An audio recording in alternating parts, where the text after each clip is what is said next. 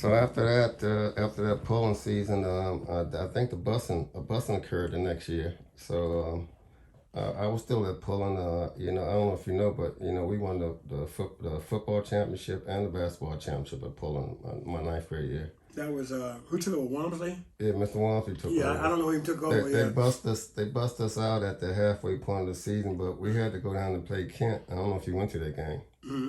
Herb Gray's father, they had Poochie and they had Big Dino.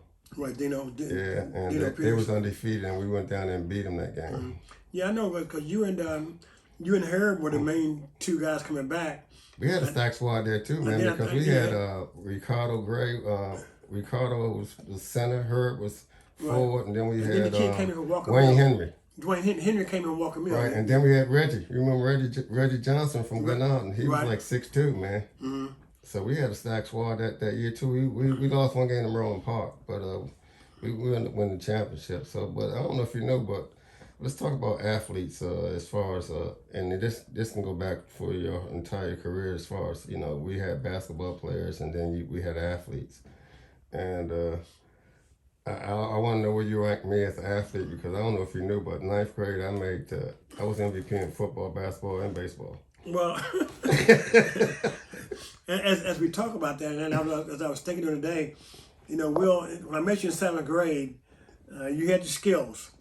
You played shortstop on the baseball team. I had you guys when you guys were seventh graders. I had to take the team. We only had the eighth grade there, and that made it pretty tough the first year of coaching, because I had to take an eighth grade team and compete in a ninth grade league. Mm-hmm. But we were able to hold our own. Yeah, we did.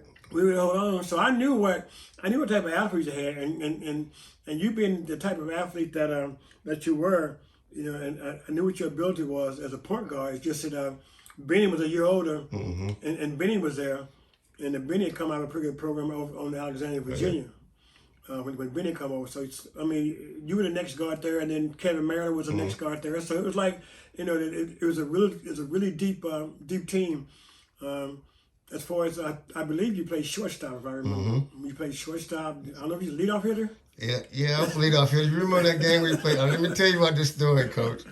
We playing Thomas Johnson over at Thomas Johnson. Over TJ. TJ, I'm the leadoff hitter. All right, first hit up. I hit a shot over the shortstop here, right? And I'm just running the bases. I'm the leadoff hitter, no outs. And you sent me home. And by the time I got to the plate, the catcher had the ball waiting for me. No outs. What was behind your thought process there? I didn't know they were going to relay it. They relayed it pretty good. They relayed it pretty good. Them Glenarm boys relayed it pretty good on that one. I remember the Barksdale, the football guy, and he was kind of like a mentor to me and kind of kept me straight. He showed me, he taught me a few things about coaching and some things to do. Mm-hmm. So I listened to him, and matter of fact, his son sent me something on Messenger the other day that they just named a hallway after him over at Hanley High School in Winchester, Virginia, where we used to coach. Mm-hmm. I got it on my phone. I thought that was really great. And me and Mr. Barksdale were very close. Mm-hmm. And I was assistant. I was assistant in football. Yeah, I had a relationship with the Barksdale. So actually, my brother married his daughter. Mm-hmm. Mm-hmm. Okay. Yeah. And you as an athlete, I remember when you went to Tasker. Mm-hmm. If I correct me, to Tasker, and I was at Bel Air. Right. But I wasn't coaching there, but I was coaching at Bowie State. I was going from Bel Air to Bowie State because they already had Coach Campbell was a coach at Bel Air. And Mrs. Jordan told me walking down the hallway at Bel Air one day, and she said, "Fella, come here for a minute." And she said, "What's wrong with you? You don't seem to be happy." And I wasn't happy. Because I know you wasn't. I was very unhappy, and because they had transferred me to Bel Air, and I left a great team. Baseball and basketball. Mm-hmm. I knew what we had: baseball, basketball, football. I was assistant football, and head baseball and head basketball, and she said, "Well, why don't you go over and talk to my husband over at Bowie State College? They're looking for a head coach." And I think Jodine Davison had just left. Jodine had been there. Oh, yeah? Jodine had just left. I was 24 years old, 25. I put on my shirt and tie, and I drove over to Bowie State, met Mr. Barksdale in the old gym, and he met me. and we talked, and he told me, he said, you got a lot of enthusiasm, but you're a little young. I was only 24 years old. I think I'm 25. I'm not sure. He said, you're a little young. He said, but you know what? I really like you. And I was glad he liked me, you know. But I wanted a head job at Bowie. He said, 24, 25, I want to be a head college coach. And I wanted to coach junior high school. I told him I could do the job. I told him I could do the job. And he said, well, I'm going to hire you as assistant coach. And I'm going to hire a head coach later on. So he hired me as assistant coach. I think I came down to that because they had Red Dog and Joe Manley during that time, right? Red Dog and Joe Manley. Okay, you took me out there. They was in the old gym. Yeah, he hired me as assistant coach. And when the head coach came in, he called me in to meet me. He says, I hired my own assistants. His name was George Blair. I never forget his words. He said, he told me straight up, he said, I hired my own assistants. I was fired then, but he said, let's sit and talk. And we talked. And he said, I really like you. He said, because I'm an offensive coach. You're a defensive coach. That should work out just fine.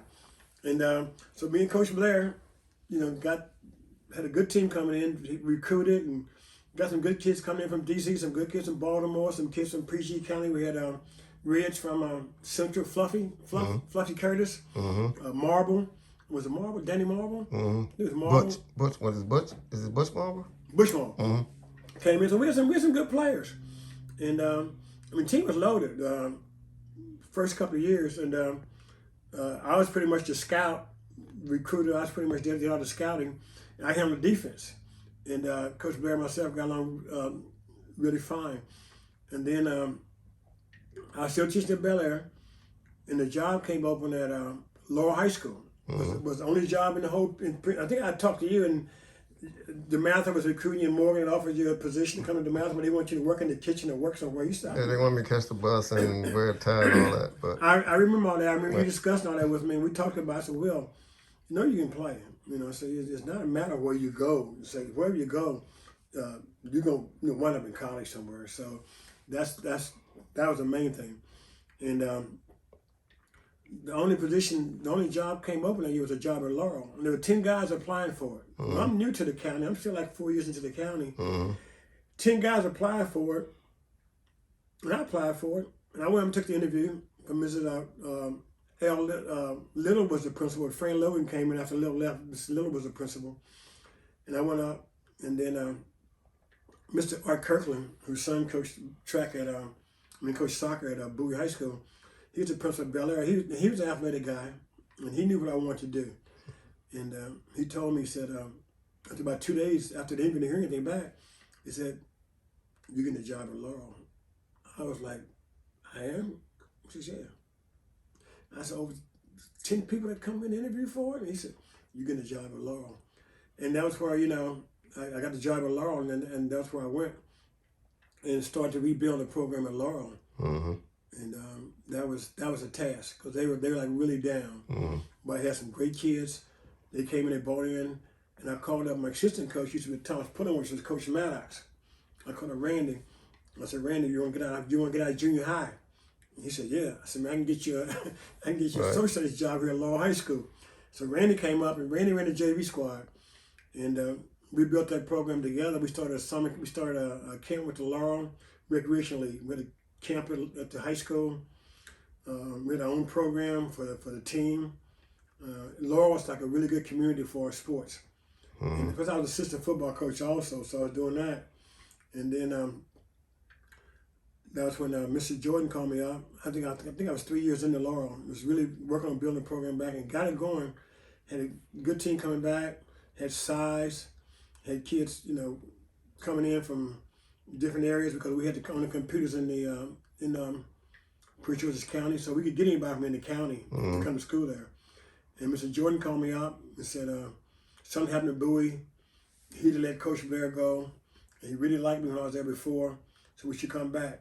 And I'm like, Mr. Jordan, I really like here, Lord, I'm building a program. He said, look, I want just a good program on the floor. He said, we don't have a lot of money, we don't have this, we don't have that, but can you put just a good team together and put a good team on the floor? I said, well, I can do that, you know. And so I went back down to Bowie, and that was an experience for me because the football was going pretty good. The football started, and our budget was real small, and I didn't go down to like probably August or September. So I really didn't get a chance to even recruit anybody that first year, I think. And I don't think you came the second year, right, or first year? I left Wesley in 78, 77. 79. So I came to Bowie in 77, 78. Well, you came That was your first year? you there for 2 years. Mm-hmm. Well, you came the first year. The first year we played, I think we only beat Gallaudet. Yeah, we only beat We only beat Gallaudet. We won 2 games. I think Coach Myers was the assistant. Yeah, Coach Myers. And then Coach Myers bolted for Georgetown. Yeah. And left me there. Mm-hmm. And but we still got some players that come in, and I think that was the next year when we really got it turned around. You know. Yeah, we was 11-17 the last year. Mm-hmm. We really got it turned around, and it was a good year. And then we kind of fell out again. Now, well, me and Bowie kind of fell out because I was working pretty hard, trying to do some things, and it just wasn't a fit at that time. Mm-hmm. You know, and I thought that more should have been done for the athletes, but you know, the money wasn't there. What I wanted to do, the money wasn't there, and we parted ways. And I was. So you leave Bowie State, and I think you end up at Potomac, right? Right. I was in the game. I was teaching at Suitland then. Mm-hmm. I was at the game watching Potomac and Suitland play, and Ron Hart came over. And then the game said, "Hey, man, what you doing now?" I said, "Man, I'm chilling, man. I'm tired. College is hard." I said, "It ain't like high school." I said, "It's a lot of work going to it, more than I can see." He said, "Well, why don't you come down with me?" I didn't know Ron had been sick at the time, but we had been out of touch a little bit. But I did have one of Potomac's kids on my team, Jeff Williams. Remember Jeff? Yeah, I know Jeff. I had Jeff Williams on my team from Potomac. Mm-hmm. And so I went down to the practice on Saturday, and we practiced, and I watched him, and we went through some stuff, and you know, it's okay. He said, "We come back on Monday." So I wasn't sure. But I really wasn't, you know, it wasn't my type of practice, you know. It was a little bit rough. You know? And I'm like, you know, it's college. I'm a little bit different. I mean, I used to coach older guys, and he said, "You come back on Monday." So I went back in on Monday, and got through the practice, went through it. And with a game on Tuesday, I think we were playing Duval or something, I'm not sure, but we were playing a game, and Ron had quadruple bypass surgery. We sat on the bench. He says, "Taft," he said, "You sit next to me." So okay. And he said, he couldn't get up. He said, "I'm gonna tell you what to do, and you tell him what to do." I said, "Okay," you know, I didn't know what was really going on. Okay. Because me and Ron had played together a lot on weekends and basketball tournaments and playing open gym, whatever, over at Civil Junior High. Plus, he was at Francis Scott Key. Yeah, he came over. He was at Francis Scott Key. I think he might have been the coach of football, and we played them in football. And we played them when Ron was coaching there, and they that's the first time we had a coaching situation. First time we met. And I think we beat them pretty bad. I think when that year they came on to play basketball. And Key was loaded. They were big, and they had a 6'5" front line in junior high school. Yeah, and we just kind of wore them out. But I came in on Wednesday after the Tuesday night game. The principal called me in, Mr. Samuels, and said, "Ron Hart had to leave." He said, "And he wants you to be the head coach." I'm like, "He wants you to be the head coach?" I'm like, "What Ron had done? What has Ron done?" So I said, "Okay." So I went in and told the guys, I was the head coach. And I don't know if I kept the 2 assistants that year or not, but I know I switched assistants the following year. But I did take over. And I think the team was they were 8-6, and we wound up 14-8. So we did pretty good. For me to come there half a year and coach a team that I really didn't know that well. I really didn't know the kids that well, but I still got them to play. I knew some of them before I got there, but I didn't know them because we were going to camp together when I was at Lowell. Me and Ron were going to camp together, basketball-wise.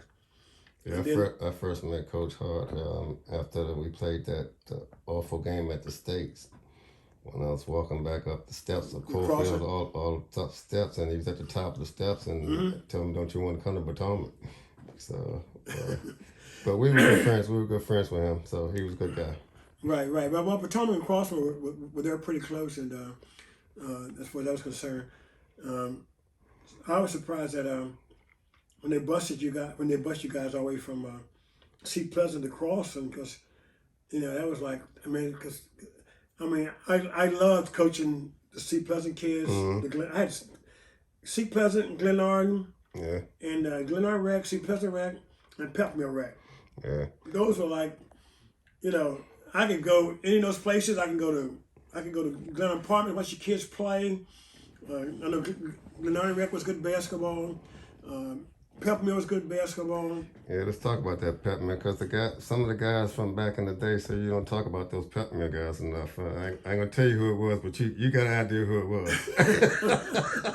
Well, the Peppermill guys, I was up there almost every weekend. I should go watch football. I watch guys play football. I watch the guys play basketball up Peppermill Rec. I lived on Bright Street Road, which Glen Arden Rec was on. It's like, each way I can go the way. But when I went to, when you guys left and went toward Crossing Way, I went the other direction toward the Bowie area. So we were like in two different directions now, from some distance away. So I really didn't get a chance to see you guys as much, because once you get, like I said, once you get to the college level, it's like it's totally different. We had a stacked squad that 10th grade year at Crossing. We had both Ledbetter and Stacy, man. All I had to do was, just bring the ball to court. Playing with two All-Americans, so that made my job a lot easier. But well, that's what young point guards when you're 10th graders. What you're supposed to do. You bring it up, and you give it up. And Stacy and Ralph. Ralph would do the rest, right? They would do the rest. Nobody, the closest person, Wes Unser had an outlet, but Ralph used to hit me with an outlet. Man, I didn't have to dribble the ball, man. I just catch it and just lay it in. The only time I saw you guys play was in the playoffs. I didn't get a chance to see y'all play during the high school season because I was always busy, so I didn't get a chance to really play anybody. I didn't get a chance to see anybody because college we played every Tuesday, Friday. We played 3 times a week, and so I was always busy up the road, down the road. So I really get a chance to see a very many high school games. We already knew who we were going to recruit or who we wanted to come in. Because our team at Bowie State that year was mostly freshmen, sophomores. Yeah. So we really didn't have to bring a lot of pieces in. We had John Bowie, Lamar Butler, Red Dog Joe Manley, a kid named Nate Holmes from Baltimore, a kid named Mark Oliver from Baltimore. Then we had the PG County, the Prince George's County kids, which made us a really, really tough situation. Then I know, Jackson boys, Chip and Joey played football, and they played at Central, and I helped the Central coach. I was supposed to be going to help O'Brien at Central, and that's when the Bowie State thing came over. So I was supposed to have been at Central, where most I thought you guys were coming. Yeah. So I was going to be there already at Central when you guys were coming to Central, and I wound up going to Bowie State, and you guys wound up getting bused to across them. Yeah.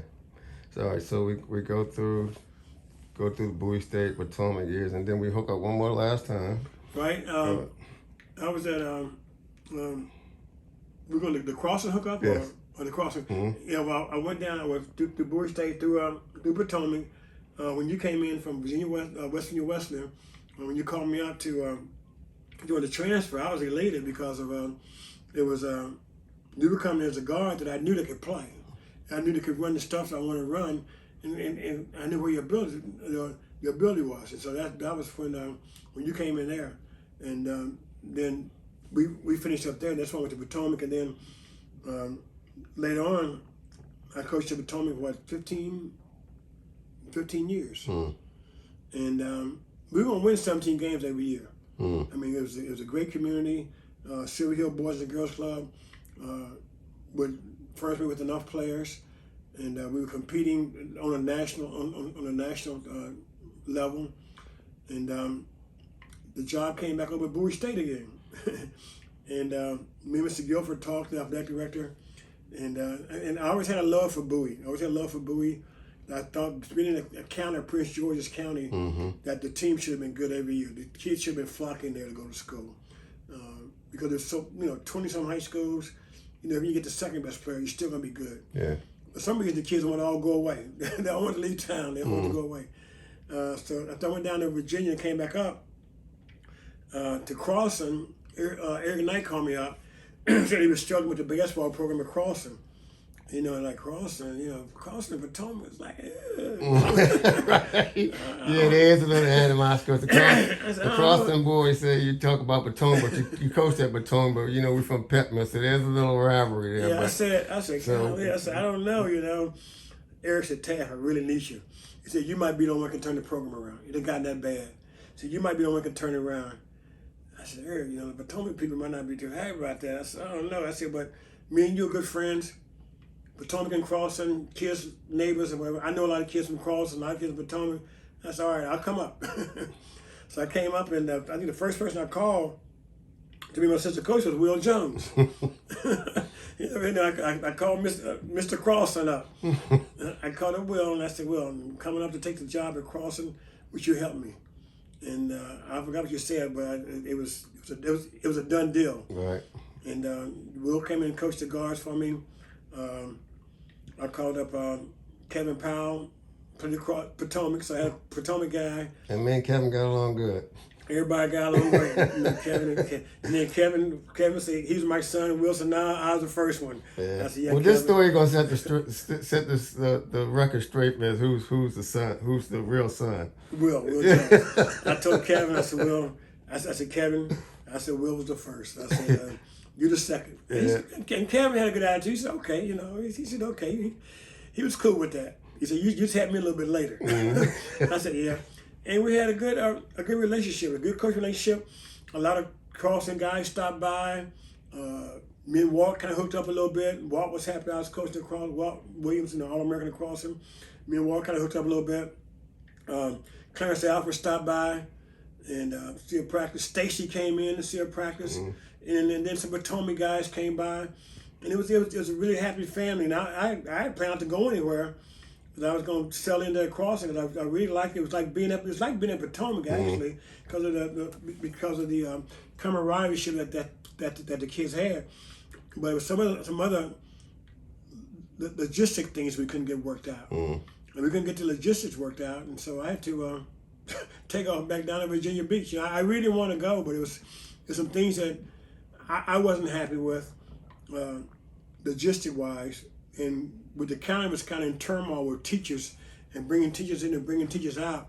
And I was one of the last ones in, and I said, nah, I better move. I didn't really want to go, but for myself, I thought I had to go back, And matter of fact, I had a couple of jobs in D.C.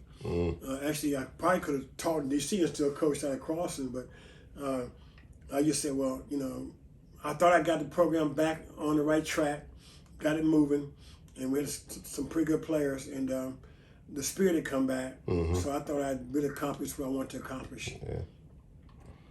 Okay. I think that should do it. So before we go, I want to see you put the jacket on so you can Absolutely. nice shot. Oh, man, my kids are gonna try and take this. Yeah. I see my daughter Tara now, Dad, because she coaches at Stephen Decatur. Oh yeah. Middle school, yeah. So I had ordered you the jacket before the first time, so it came back with the red ribbon, but now we got it right. But I got my red ribbon, and then I put my name on it, so we're gonna get a selfie with that on They got it too. the Columbia blue, sky blue, Carolina blue, and the orange. Carolina blue and orange. Yeah, she's gonna be Dad. I want that. Oh man. Perfect, Coach. Good Perfect fit. So I wanted to end on this note because after you left, I stayed at Crossing for a couple more a few more years. And then we had the coach couldn't make it to a banquet one day, and he asked me to speak. And when I reflected back on Crossing, I realized I was a Cavalier for life, and that's where my company name actually came from, Alumni for Life. So just by you helping me get to Crossing, you also partly responsible for Alumni for Life. So I wanted to thank you for giving me that opportunity. Oh, absolutely. Well, I knew that when I watched you guys play that state championship game, I played Kenwood. No, we played the Kane brothers. We played the Kane brothers. The Kane brothers, right? Yeah. Howie Kane was one of them. I was really hurt that y'all lost. I was pulling for y'all so hard. Yeah. And then my senior year, we lost to Annapolis and Dale Solomon.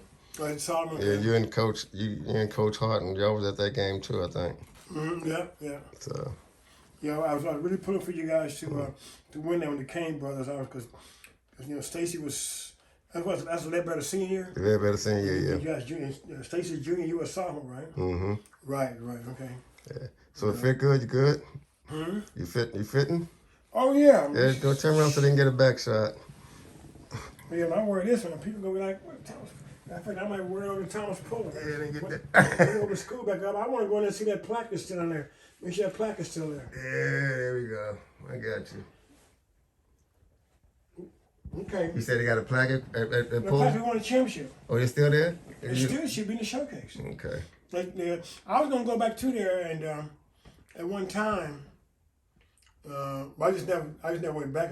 I think the last teacher, Miss Randolph, was the last teacher there. Mm. I think she just retired not too long ago. I think she stayed there the whole time. Miss Randolph did, and she stayed there the whole time.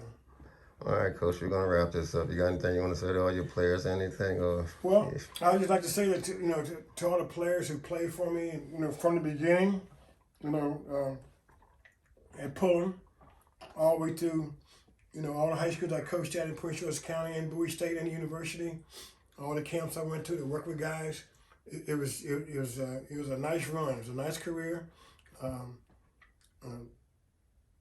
You were my first. What can I say? You're the first guy that did everything for me. Point guard and my shortstop on my baseball team. So what can I say? And here we are, 50 years later, 1970.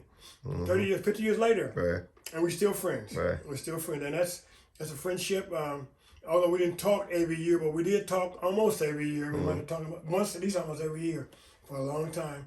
And I never forget your mom, never forget your dad. They were very, very supportive people back in the day. right. Very, very supportive. And they did a great job with you guys from that standpoint. And I just enjoyed it. Like I said, I wish that there would be more people that would take more pleasure into their high schools, because of Prince George's County is one of the best in the nation. Well, it is the best it's what's in the water. That's what the guys did. The guys did the show.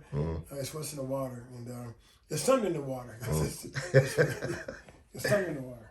All right, Coach. I appreciate you. Okay, I appreciate you, man. This is like, oh man, this is. I don't know what to say, man. I don't know what to say. Just wear it. That's where I will. And when I do my, write down your